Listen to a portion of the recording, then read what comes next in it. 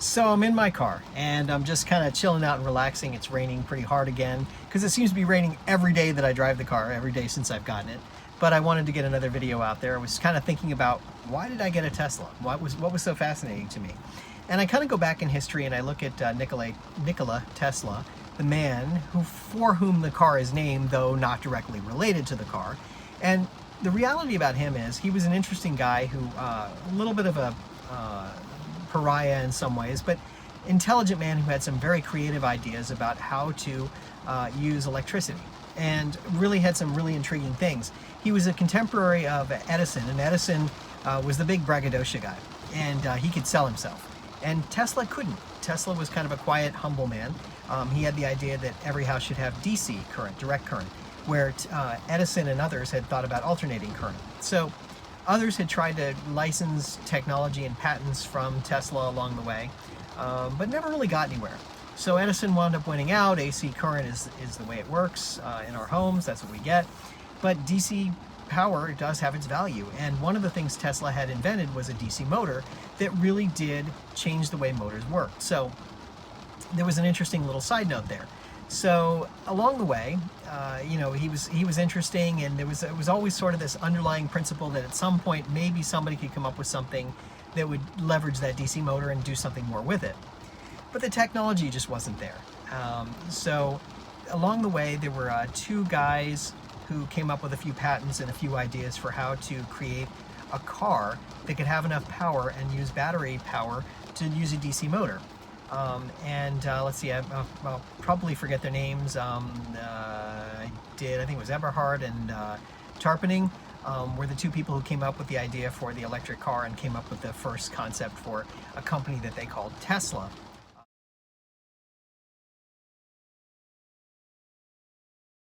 And Tesla Motors. And they wanted to do something that was really unique and really promote the idea of an electric motor that was running on DC power. One of the problems was they started in the early 2000s, and there still wasn't the available battery to be able to power such a car. They had some ideas and some intriguing things that they did, but they couldn't quite come up with the technology. So a few years later, a guy by the name of Elon Musk came along, and Musk had this idea to really promote the brand, and he became a partner with them. I couldn't tell you all the details. I don't know what they all are, but essentially he partnered up with them and figured out how to be the front man to market it. And there was a great story I read in Wired at some point about Musk and how he was looking to get financing for the operation and keep the company running. And one of the things he did was he brought in different car manufacturers, and he wanted to get some capital investments, and he was going to share the patents and some of the technology in exchange for money, essentially. And there was a little more to it, I guess, but essentially that's what he wanted to do. So he came up with the idea for how to do it, and he brought them into a plant that they had releasing or were purchasing somewhere in the South, maybe Tennessee or something. And he was showing them, a boring PowerPoint presentation on what the plan was. And then eventually he bored them enough where he goes, "Do you want to actually see a car?" And he took them down to a garage. And in the garage was a Mini. And the Mini he had already outfitted with the electric motor and with the batteries. And so the Mini could actually run exactly the way they wanted to. Because Tesla was already an existing brand, he was able to fit it into the car. Between he and the other guys, they were able to fit it in there. And they were able to wow the heck out of these financiers, these other car manufacturers, and they were lining up to make it rain, basically, essentially. Now, I know there's a little bit more to this story. I'm not telling it quite right, but the concept is, it intrigued the heck out of me. Here was somebody who had done something to disrupt an industry in a very unique way, because he'd come up with some very specific things that he wanted to do in terms of creating a car and a car company that was completely different. Now, the company already existed, but how do you take the car further, and how do you make it really compelling? And so that's where the idea of the Tesla Motors really took off and became something much greater than the little thing that it was when it was these couple of guys trying to sell a car that was a DC motor. And as an engineer, I am an engineer. I am fascinated by engineering, by science, by all of these things. This was the one thing that really caught my attention. And I was just geeking out on the whole concept here. You have a fully electric car that does what you want it to do. And it's not just about the electric car. It's about some of the things the car can do, and the fact that it's software driven, the fact that it has regenerative braking. Regenerative braking, oh my goodness. I take my foot off the gas pedal, the car starts to slow down, the brake lights come on, and it's recovering some of that energy and putting it back in the batteries, so it's not completely lost in the braking system. Genius. It's just fascinating to me the things that they've been able to do, and that's why this car intrigued me so much, and it's what I wanted to do. Plus, I'm a big believer in disruptors to industry. The car companies, the car manufacturers, have been the same essentially since the first cars came out in the early 1900s when Henry Ford came out with a car. He had a car that he created, and it was an internal combustion engine. And while it's gone through some evolutionary steps, it's still an internal combustion engine. You still have pistons going up and down. You still have fuel that fires, and a controlled explosion that makes a piston go up and down that turns a drive shaft that ultimately turns the wheels. Very inefficient system. You have to cool it. You have to keep everything oiled. Just something that no one ever really took a long look at and made any changes to. It's been the same for 100 and something years. And so here comes Tesla Car Company, and they've changed all that. It's a paradigm altering type thing that says, you know what, we're going to make something that's fully electric, that uses a DC motor, has very few moving parts, needs no cooling system, needs no oil, and doesn't require gasoline. Still has to be fueled somehow, but it's fueled through electricity. Now, I live in Florida, not that you could tell that because of this rain, and in Florida, we have the luxury of having many warm days and lots of sunshine. And many of the power companies in Florida have switched to more solar farms. So in effect, we're using cleaner energy to power our homes, and then ultimately to power the cars. Not perfect, nothing's ever perfect, but at least it's closer than it might otherwise be if they were using other fuel sources to provide electricity to our homes. So we have an opportunity to do something better. So that's intriguing to me. And then the last part of the whole thing is the way that the industry moved and reacted to Elon Musk and his attempts to sell this car. So when he first put the car out there, the two guys that originally had it, they didn't know how to market it exactly or what to do with it exactly. But Musk came along and said, hey, we're going to put showrooms in different cities, and we're going to sell the cars online to consumers. And all the car manufacturers balked at that and said, no, you have to have a dealership. That's the way things are set up. And it turns out there were really no rules around that.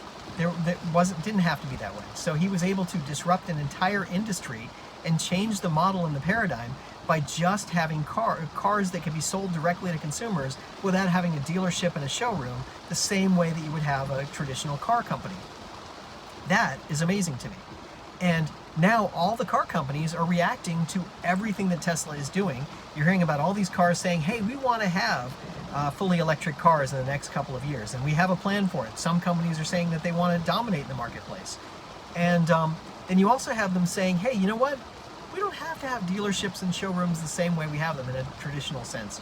We could alter that paradigm a little bit to more closely mirror what the consumer wants. I got to tell you, buying this Tesla was easy. I told you in my first video, I went and took a test drive. I ordered online.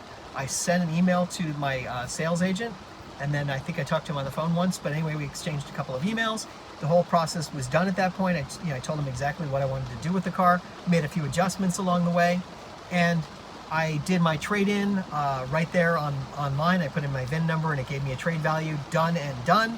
I just had to come in, they just inspected it to make sure there was no immediate things that they needed to look at, and that was it. And honestly, the process probably would have taken about half an hour from the time I arrived at the dealership to the time I left, but there was some problem with my paperwork that we're still working out. Not a big deal, we'll get that figured out. We found a workaround to get me out the door, but we'll get that figured out as the next step. But it's like you look at that and you go, oh, that was so easy.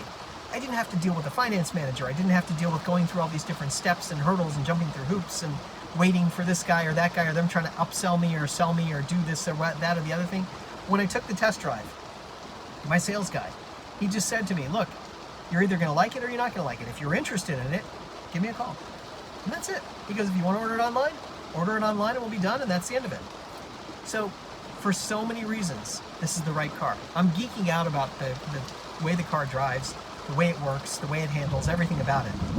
A little thunder too, just to make my day interesting. It's funny because I keep looking up at the the glass ceiling. And it's funny, every time I look up, it's raining. I'm telling you, every time I've driven this car so far, it's rained. It's kind of amusing to me in its own strange sort of a way.